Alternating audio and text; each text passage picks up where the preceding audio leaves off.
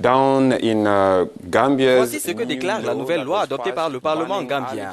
Tout adulte qui contracte volontairement un mariage au nom d'un enfant, qui pousse un enfant à contracter un mariage, qui aide, encourage ou participe à la célébration de toute forme de mariage d'un enfant, commet une infraction et est passible d'emprisonnement n'excédant pas 20 ans.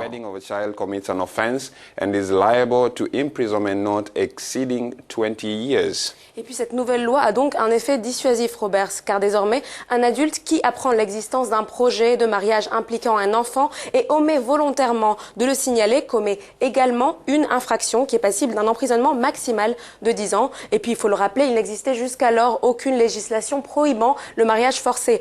En Gambie, cette avancée est donc significative. Reste néanmoins la question de l'application de la loi et de son efficacité pour endiguer le fléau du mariage des enfants. Avec nous ce matin pour en discuter, Moussou Bakoto Sao, programme manager de l'ONG Think Young Women, basée à Banjul, en Gambie. Alors, votre équipe était présente à l'Assemblée nationale lorsque la loi a été votée. Diriez-vous qu'il s'agit d'un grand accomplissement qui a été fait ces derniers jours? Écoutez, nous sommes très satisfaits de l'adoption de cette loi, mais nous le sommes juste dans une certaine mesure, car la Gambie, il faut le dire, a de très bonnes lois, mais elles peinent véritablement à être appliquées.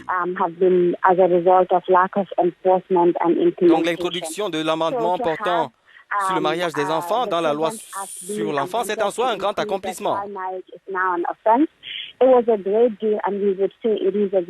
Mais nous continuerons de plaider pour son application effective.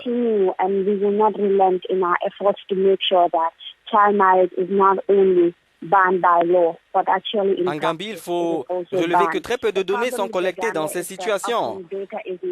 Il y a près de 38% de cas de mariage d'enfants dans le pays. C'est énorme pour un pays d'à peine 1,8 million d'habitants.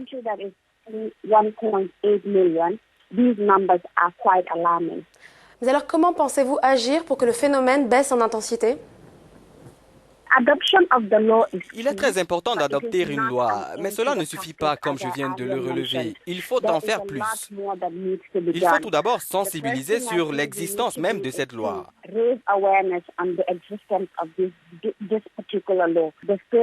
Ensuite, l'État doit assumer ses missions en informant les populations de l'existence de cette loi et notamment les populations vivant dans les zones les plus enclavées du pays.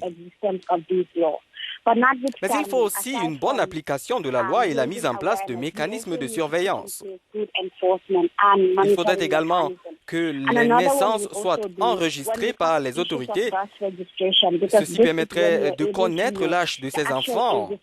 Vous savez que beaucoup de parents en zone rurale envoient illégalement leurs enfants en mariage parce qu'il n'y a pas une documentation appropriée. And as a result of that, parents, especially those in the rural areas, will be able to involve or engage their children in marriage without the state being aware of it because there is no proper documentation to give the exact ages of these children.